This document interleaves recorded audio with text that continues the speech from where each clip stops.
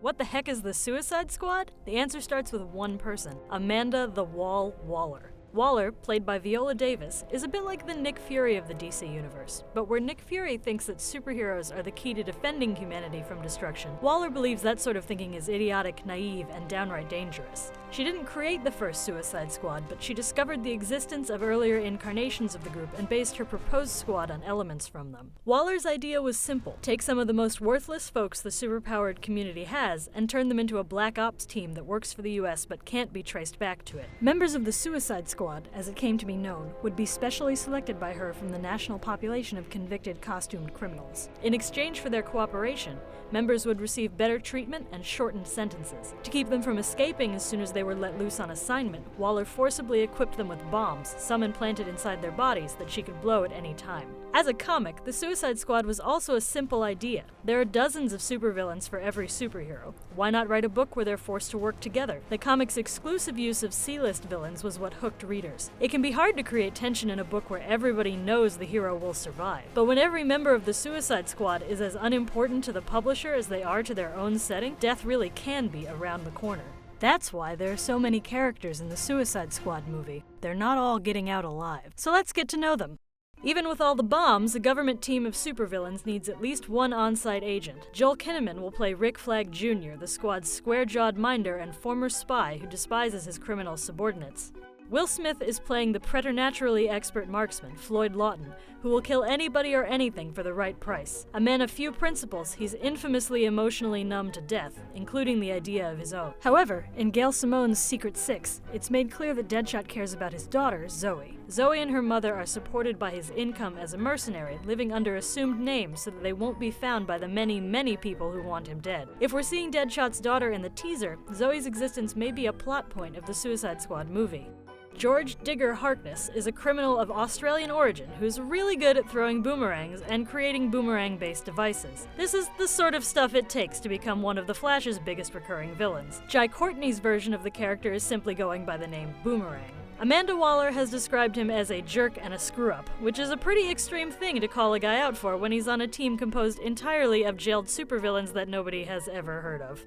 Created for Batman the Animated Series, Harley Quinn is probably the best-known villain in the movie, except, of course, for the Joker. Veteran psychologist Dr. Harleen Quinzel was expertly manipulated by the Joker into seeing the sadistic criminal as a victim of the Batman's reign of terror. Much to the Joker's surprise, she also became romantically obsessed with him. Harleen claimed her own criminal identity as Harley Quinn and installed herself as the Joker's girlfriend and partner. Joker's attitude towards Harley swings from affection to indifference to violent hostility. When her mob-connected brother-in-law murdered her husband and children because she rejected his advances, Tatsu Yamashiro wrested the mystical sword from his grasp, but he escaped before she could take her revenge. On the quest to track down her brother-in-law and kill him, she would go on to fight injustice under the codename Katana, accompanied at all times by the spirit of her dead husband, which was trapped within her sword, Soul Taker. Played by Karen Fukuhara in the movie, Katana is primarily known as a DC Comics hero, not a villain. Perhaps this means we'll see some changes to her backstory. Killer Croc's appearance has varied over the years, from a giant man with scaly skin to, well, a giant crocodile who resembles a man. Judging by Adewale Akinoye Agbaje's makeup, the film will be sticking with the former. A childhood of being bullied because of his unique skin condition led Waylon Jones to the criminal life. His massive physique eased that transition, and he became an established member of Batman's Rogues Gallery.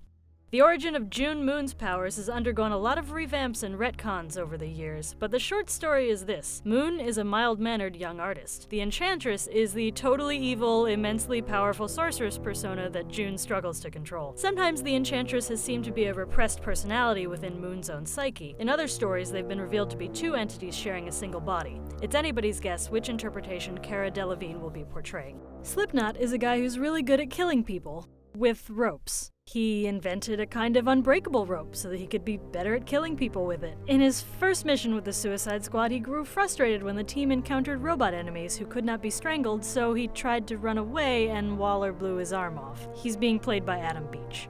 You wouldn't think it from his name, but like Katana, the first El Diablo was actually a hero, one of numerous characters from DC's American Old West comics. The second El Diablo was a more modern vigilante based in the American Southwest. Jay Hernandez's El Diablo appears to be based on Chato Santana, the most recent incarnation of the character. Santana is an ex-gang enforcer with pyrokinesis who went to jail quietly once he realized that he'd killed women and children in an arson. The Joker has the biggest cultural footprint of any DC supervillain, so there's really no need to explain who he is. But it's not likely that Joker is on the squad. First of all, he's an A-list villain, and as we've established, that means he tremendously outclasses everybody on the team. But even more than that, he's unpredictable, sadistic, and violent, has no particular combat skills or superpowers, and is entirely emotionally detached. This makes him a lot of risk for little reward, and Amanda Waller is no fool. And that's it! You now know all about the Suicide Squad and who's on it. Impress your friends. Improve your fanfiction. Just try not to get attached.